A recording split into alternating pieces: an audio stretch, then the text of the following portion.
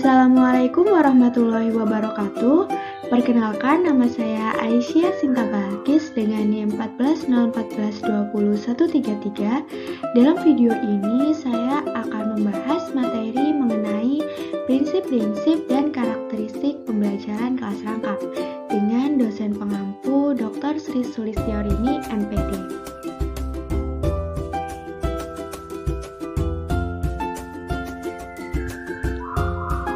Nah, apa saja sih yang akan kita bahas dalam video ini? Dalam video ini kita akan membahas mengenai prinsip-prinsip pembelajaran kelas rangkap dan karakteristik dari pembelajaran kelas rangkap itu sendiri.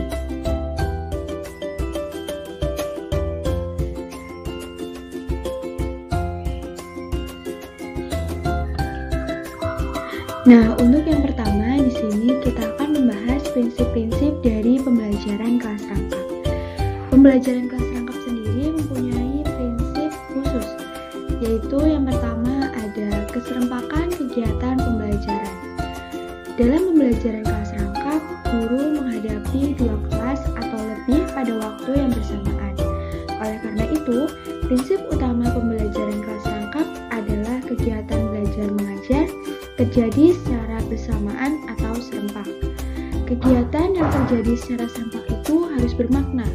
Bermakna di sini artinya kegiatan tersebut mempunyai tujuan yang sesuai dengan tuntutan kurikulum atau kebutuhan murid dan dikelola dengan benar. Dengan demikian, jika ada kegiatan yang dikerjakan murid hanya untuk mengisi kekosongan saja, maka hal tersebut bukanlah pembelajaran kelas rangkap yang diharapkan. Kemudian selanjutnya yang kedua ada kontak psikologis guru dan murid yang berkelanjutan. Dalam pembelajaran kelas rangkap, guru harus selalu berusaha dengan berbagai cara agar semua murid merasa mendapat perhatian dari guru secara terus-menerus. Agar mampu melakukan hal ini, guru harus menguasai berbagai teknik, menghadapi 2 kelas atau lebih pada saat yang bersamaan, dan kemudian mampu meyakinkan murid bahwa guru selalu ada bersama mereka, bukan pekerjaan yang mudah. Guru harus mampu melakukan tindakan instruksional dan tindakan pengelolaan yang tepat. Kemudian apa sih tindakan instruksional dan tindakan pengelolaan itu?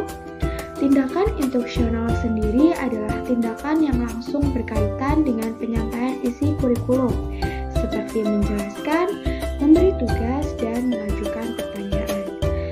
Sedangkan tindakan pengelolaan adalah tindakan yang berkaitan dengan penciptaan dan pengembalian kembali kondisi kelas yang optimal.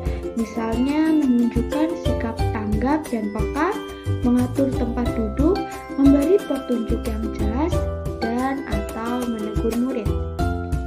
Nah, selanjutnya yang ketiga ada kadar tinggi waktu keaktifan akademik. Selama pembelajaran kelas rangkap berlangsung, murid aktif menghayati pengalaman belajar yang bermakna. Pembelajaran kelas rangkap tidak memberi toleransi pada banyaknya waktu keaktifan akademik yang hilang karena guru tidak terampil dalam mengelola kelas. Misalnya, waktu tunggu yang lama, pembentukan kelompok yang lamban, atau pindah kelas yang memakan waktu. Nah, selanjutnya yang terakhir ada pemanfaatan sumber secara efisien. Sumber dapat berupa peralatan atau sarana, orang, dan waktu.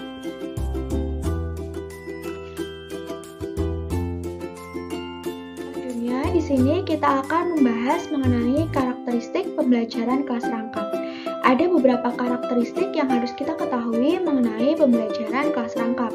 Yang pertama ada karakteristik guru dalam pembelajaran kelas rangkap atau on teacher school. Di sini guru menghadapi 2 kelas atau lebih pada waktu yang bersamaan dan mengajar dengan memperhatikan berbagai aspek seperti perbedaan tingkat kelas, umur, dan kemampuan kecerdasan masing-masing peserta didik. Kemudian yang kedua ada karakteristik siswa dalam pembelajaran kelas rangkap atau multigrade. Di sini murid-murid dengan perbedaan tingkatan kelas, umur, dan tingkatan kecerdasan berbeda belajar dalam waktu waktu dan ruangan yang sama. Di sini siswa juga belajar bersama dan saling membantu. Kemudian yang ketiga ada karakteristik pelajaran atau multi-level teaching. Dalam pembelajaran kelas rangkap, mata pelajaran setiap kelas digabung dengan membentuk model pembelajaran tematik yang memperhatikan aspek-aspek penting lainnya. Kemudian yang keempat ada karakteristik interaksi edukatif belajar. Di sini guru mengajar dengan kreativitas yang tinggi yang menciptakan suasana kelas yang kondusif dan nyaman.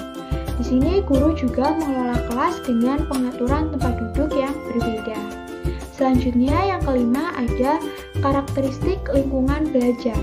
Salah satu prinsip pembelajaran kelas rangkap adalah memanfaatkan sumber belajar secara optimal.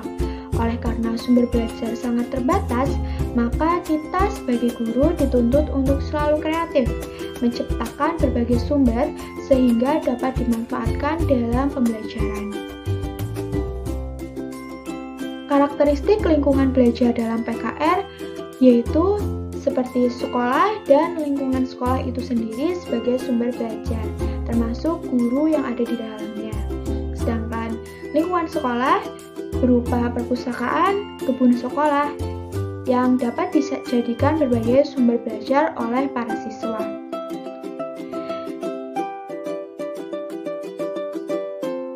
Demikian pembahasan dari saya mohon maaf apabila ada kesalahan dan kekurangan. Terima kasih. Wabillahi taufiq wal hidayah. Wassalamualaikum warahmatullahi wabarakatuh. Sampai jumpa lagi.